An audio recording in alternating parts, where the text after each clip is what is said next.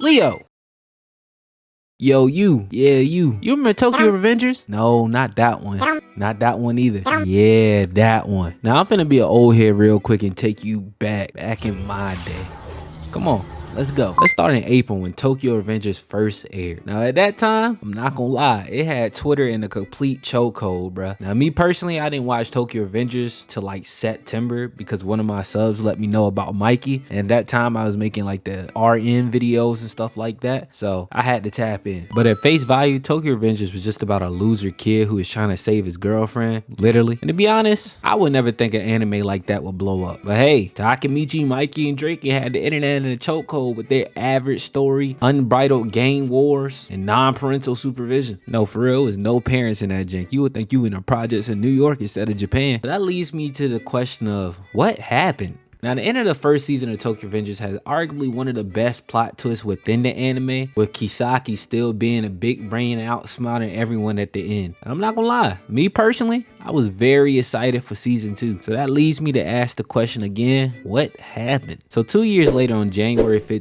2023, Tokyo Revengers season 2 dropped. Arguably, that could be one of the reasons why, because it took so long. But on average, animes usually take about 2 years to drop anyway. So I don't believe that. And I don't know if I'm the only one who didn't know, but I had no knowledge that jank dropped at all. But I really tie that to the facts that it was so many fake trailers about season 2. It was like The Boy Who Cried Wolf at that point. But at the same time, bro, how does an anime fall off that bad to a point where no one's talking about it on Twitter? Like at all. It wasn't no trailers, nothing. It wasn't even YouTube highlights. You know you down bad with no YouTube highlights coming out on you. Now, after thinking about this for a while, I think I have an answer to it, and it boils down to two things: story and animation. Now, if you watch Tokyo Revengers season 1, we all know that animation wasn't hitting on nothing. Like at certain points of the show, it was literally like the animators left the studio and let their kids work on the rest of the show or something. I mean, you could go down a route of saying since it's not like a shonen or something, they didn't have to animate it that good because it's like a slice of life. But I just look at films like Your Name that spent $1 trillion budgets on just comments in the sky, or A Garden of Words that went bankrupt from animated water. Even if I bring up a Peak Voice that had animation going wild all over, from something as simple as being on the playground. And yeah, I know they all movies, so they probably got like different budgets and stuff. So let's just look at what came out around that time. All right, let's see what came out the same time as Tokyo Revengers. Anime released.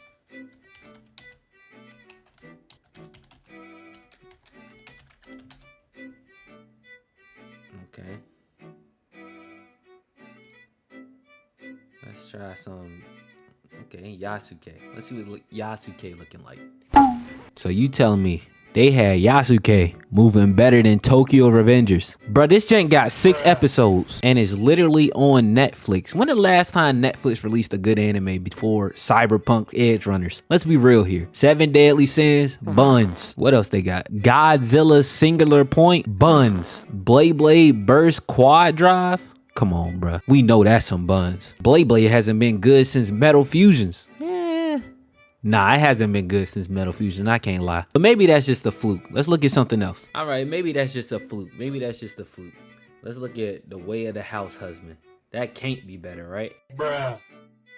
Boy, ain't no way in hell y'all got a stay-at-home dad literally chefing animation better than y'all entire season. 24 episodes? Bro, you can't be serious right now. You cannot be serious. Like, I feel like the whole first season was known more for Takemichi being thick than the season being good. But there goes that excuse. Now, don't get me wrong. I know every anime ain't gonna be like a Mappa animator who hasn't seen his family in literally 16 weeks animated it. But I feel in this day and age, animation just as much as important as the story, or even more. Because with the TikTok minds of today, if you don't catch the attention of a viewer in 1.7 seconds, that ain't gonna get a faster click off than you getting a skippable ad on YouTube. And the sad thing about Tokyo Revengers, really, I don't think the story was that bad. But at the same time, it wasn't that good either. And I'm 9 out of 10% sure if freaking Demon Slayer could thrive, if Mikey could have got anything close to that type of animation when he was kicking somebody, bruh, I'm pretty sure this video would not have been made today. Cause season 3 just came out this month, and the same thing happened with the second season. I didn't hear nothing about this. Literally found out about it from one of those Instagram ads that literally be clickbaiting the hell out of you, bro. And it's not like I'm not tapped in. I tend to be on Twitter a lot, or if you want to call it X. I tend to be on there a lot. But look what it's dropping beside. Shibuya Arc intro alone clears any animation from that season. And I've never seen a splick of it, but I'll put my bottom dollar on that, bruh. Like, bruh, it's 2023. You got literal YouTubers animating better than your shows. Me personally, I would feel so disrespected if a dude that edit and animate for literal fun is clearing my whole animation team. That's just me though. And on top of that, I heard the manga is falling off too. Like, come on now, Tokyo Revengers. Y'all know damn well y'all gotta have something going on for y'all. You can't pull a Stranger Things and drop your next season within the same year and it's still ass. Like, what's supposed to be your prime money maker? Like, we gotta get it together, Tokyo Revengers, for real. Now, do I think Tokyo Revengers can somehow get out of this void that they dug themselves into? I mean, it's possible, but I don't think it's probable. Because honestly, they probably would have to fire their whole animation team, bring a new one in, make season 4, have some of the best promotion ever in anime history, and drop that jank. Now, the odds of that happening are literally 0. But I feel at this point, it's season 3. There ain't no coming back. And I feel that's really unfortunate because out of all the shows that came out in that year, 2021, and a lot of them was ass, I feel like Tokyo Revengers had the most potential. Now, did it have the best storytelling?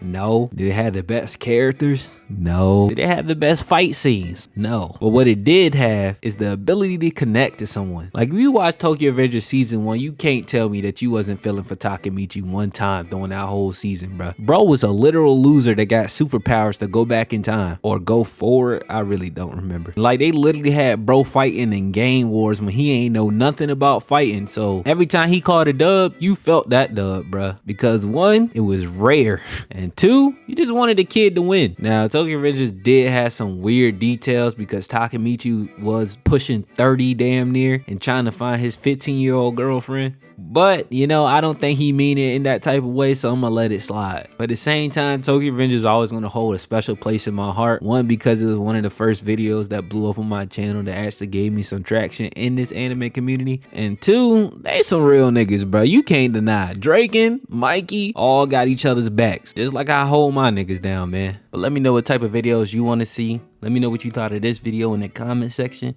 And let me know how your day going, man. Like, I got a lot of ideas how we're gonna go through with the channel. As far as that, it's up to y'all, man. We've been doing good, we've been growing, but it's so much more we can achieve. The last thing I want to say, keep following your dreams. Never let nobody take that away from you. And I'm out, man. I'm out.